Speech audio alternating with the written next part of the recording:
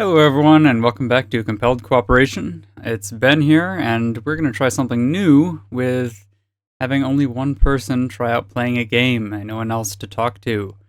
So that'll be fun.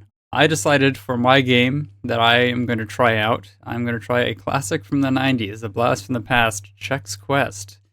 This is Chex Quest 3 release, which includes Chex Quest 1, 2, and 3, which are only like 5 levels long, so it's pretty short.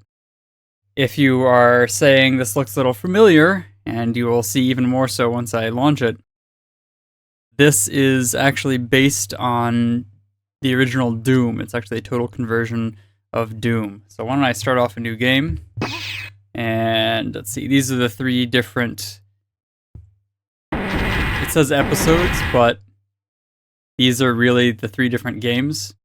The first game, Chex Quest, is labeled as Rescue on Berserk. You have to go in and rescue some people that were captured by, essentially these are boogers.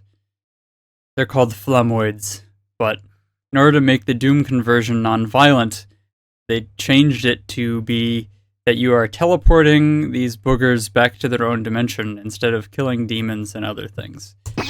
So I'm going to do Extreme Ooze, which is the same in Doom as Ultra-Violent.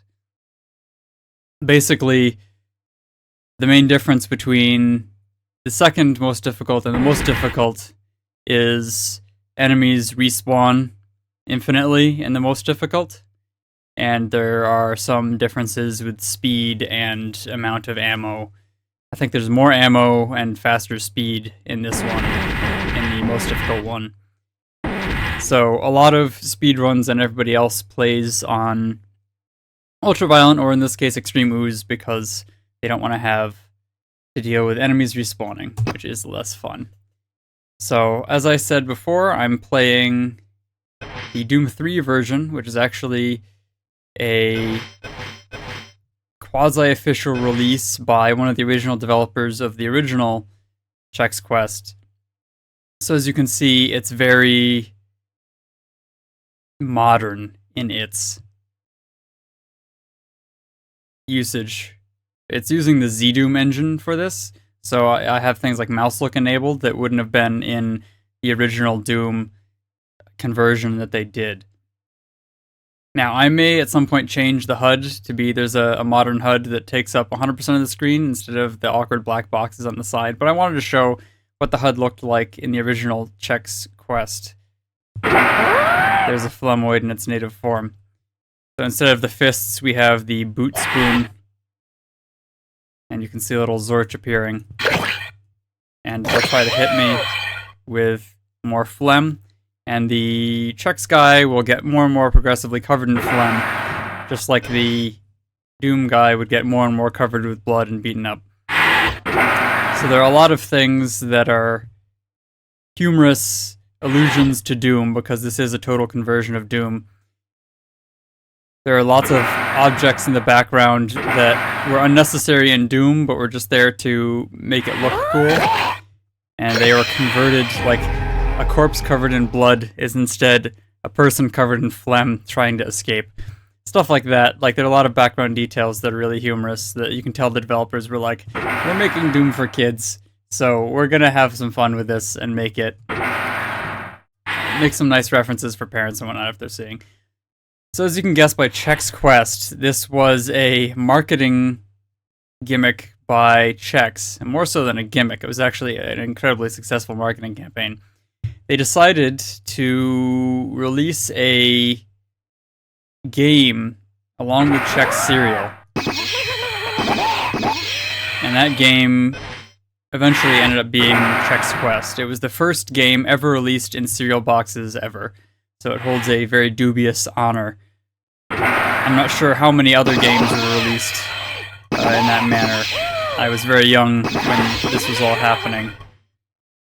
I was young enough, but old enough. I was old enough that Doom had come out in my lifetime, but too young for my parents to be willing to have let me play it.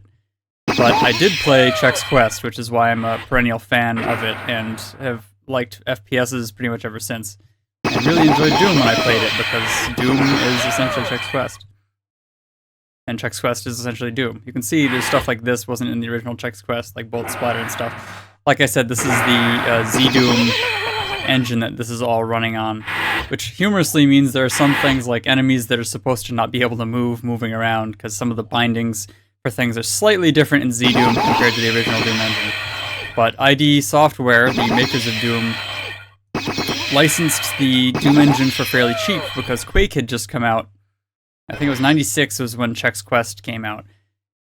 So when they were developing it, Quake had just come out, so Doom being quote-unquote inferior to Quake, the Quake engine is obviously quite a bit more advanced than the Doom engine. They were willing to let it go for much cheaper, so it ended up being a pretty good deal for all of the developers at Digital Cafe, I think it was the development company. And they had like I think a $500,000 budget. So this was, I mean, it wasn't a AAA title or anything, but like they spent a decent amount of money and effort in getting this released. And I think that there were a whole bunch of awards that either Digital Cafe or Chex won for like advertising campaigns just because they did such a good job with this. I'm not going for a 100% secret run, but I do remember almost all the secrets in Chex Quest 1 because that was the one I owned on CD-ROM and had gotten from Chex Cereal. Chex Quest 2 and 3 I've played through once when I first discovered that Chex Quest 3 actually existed. So the story of those is a little bit more interesting, but the story of the first one I think is probably the most interesting. I think I've gotten all the secrets here. I'm just going to kind of wander around and check. The original Chex Quest, like I said, they had a big budget, but even still, distributing hundreds of thousands of CDs in Chex Cereal was going to be very expensive, and so they turned to the godfather of manufacturing too many CDs, America Online.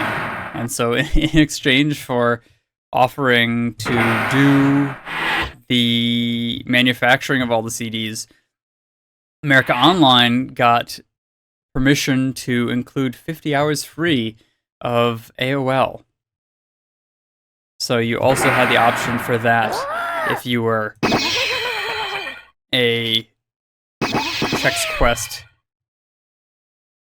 not subscriber, but discoverer or buyer, or Chex Cereal customer. I think this is supposed to be the Pinky, if you recall from Doom. And obviously the regular zombies are the regular Flemoids. Like I said, this is a total conversion, so all of the enemies have essentially a counterpart, although some of them have slightly different abilities. Like there is a decided lack of long-range enemies in the early levels. Like every single enemy in the very first level here has been melee only. And you don't really start seeing projectile enemies until later, and even still, I think pretty much all of the enemies in this entire game have the large, unavoidable type projectiles. You know, like you see a giant ball of slime coming at you and you can strafe to the side and avoid it. Not like the hit scan weapons like the shotgunner or pistol guys in Doom. But since it was only the first 5 levels converted, there are some weird things about the later levels which you can access via level cheats. I'm not sure if you can do it in this Z-Doom conversion, but you can do it in the original Chex Quest if you happen to know all of the change level codes. I'm going to finish this level here. I'm obviously not doing a speed run to see if I managed to get everything. Yep, I remembered everything. I'm not going to promise remembering everything on all the levels, particularly Doom, or not Doom, particularly Chex Quest 3 and 4. Which again, not 3 and 4, 2 and 3, if I can count. I'm thinking the fact that the 4th Doom came out a few weeks ago. Like I said, I only played through those once, so I don't really know everything. I will do my best to remember what's going on and continue telling more about the strange story that is Chex Quest, because I really think it's unique and interesting and very much a product of its time, having come out in the 90s where the internet was well, the internet wasn't new, but the World Wide Web was new, and the idea of using video games as marketing was new, and there's a whole bunch of other interesting stuff about Chex Quest. And hopefully you enjoy that sort of thing. It's a bit of a difference from most of the compelled cooperation stuff, not having other people around.